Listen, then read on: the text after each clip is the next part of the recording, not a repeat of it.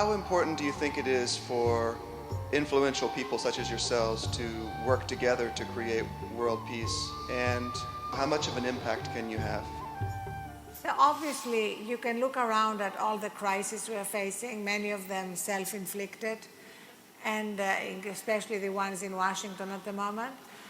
And you can think that it's hopeless and what can one person do. And throughout history, it's always been individuals working by themselves, working together, who brought about fundamental change. And for me, my favorite sort of scientific concept is the concept of critical mass. You remember from Physics 101, you have to reach a certain level before something becomes self-sustaining. Well, in the same way, I think each one of us who contributes to that work for peace, that work for alleviating suffering, each one of us who does that is part of that critical mass. We don't know when we reach the tipping point, but we do know that each one of us is making a difference towards reaching that tipping point. And I have absolutely no doubt about that. I see it again and again. So that's why one thing I never feel is pessimistic, partly because I'm Greek and, optimism is in our genes and in our DNA. Remember Zorba the Greek? But also because I think that ultimately the forces of life and goodness and compassion will prevail. I have no doubt about that. It's just a question of can we accelerate that movement and reduce the suffering along the way. So in our lives, if we do not do what we cannot do, is not a problem. But in our lives, if we do not do what we can do, we are a disaster. So we as a generation of people are in a unique space for the first time, for the very first time in the history of humanity. We are sitting in a place where we have the necessary resource, capability and technology to address every issue on the planet. You name it, we have a solution.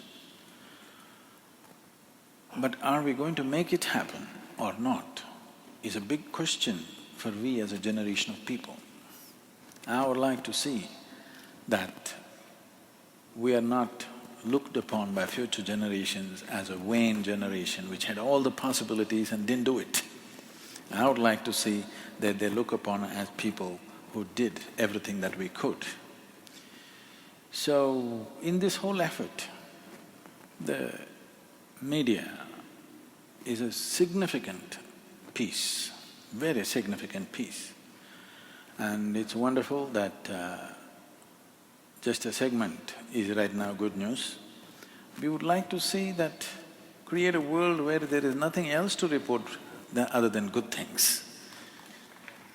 But it is… I'm not a dreamy type, I'm very pragmatic about everything we do. But at the same time, I would like to say this. See, this happened in the year 1998. A certain experts from United Nations visited southern India and they made a prediction.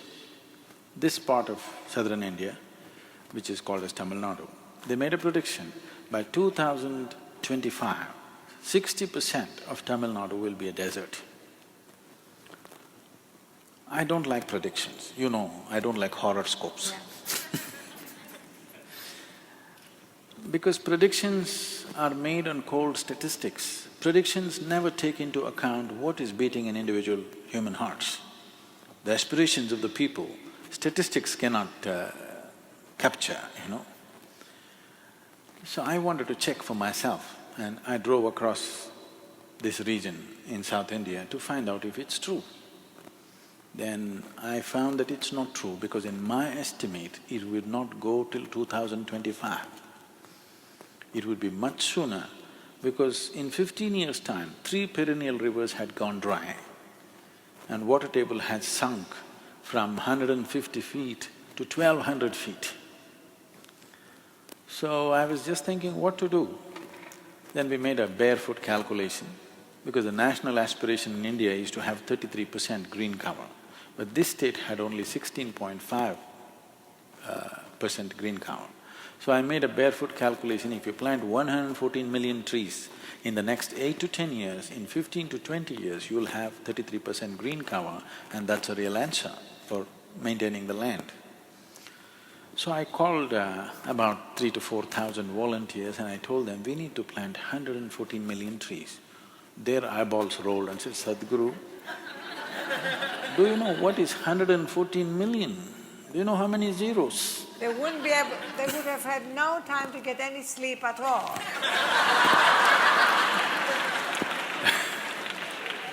No, we're working for people's enlightenment. You need a tree to sit under, you know. Actually, it's a very good place to have a nap.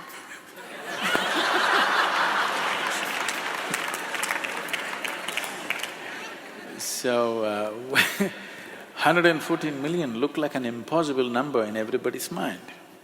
So I just asked them, what is the population of this region? They said 62 million. I said, if all of us plant one tree today, nurture it for 2 years and plant one more, what's the number? You have the number right there. Everybody, every one of us is capable of planting one. All it takes is, you have to convince everybody. In the last 9 years now, 8.5, 9 years, I myself personally have planted only a little over 100 trees with my own hands, but today we've planted 17 million trees. And in the whole of Asia, this is the only region where the green cover is actually going up. In 8 years, the green cover has gone up by 7.2%, according to government statistics. According to Google Maps, it's gone up over 10%. We've not given up our life to do this. This is just a small part of our life, because to plant one tree, it doesn't take a life. And to nurture one tree, it doesn't take a life. It's just that we have to convince a large number of people to do it. And this is not being done by some environmentalists or scientists or government agencies. This is just done by ordinary people, simple people. School children have planted over 2.5 million trees in the last 4 years. And they're taking care of it, because we don't allow anybody to plant more than 2 trees. You plant 100 and forget about it, that's not the point. You plant only 2 and you take care of it. And 17 million living trees has happened just on the side. This is not our main job, this is just one small thing. Why I'm saying this is, the media pitched in, big time.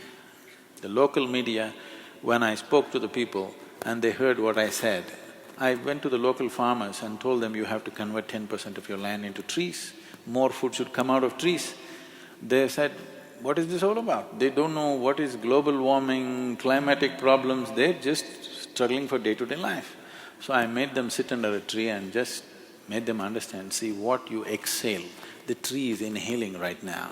What the tree exhales, you're inhaling right now. This is a relationship that you can't break. You can live without anybody, but not without a tree.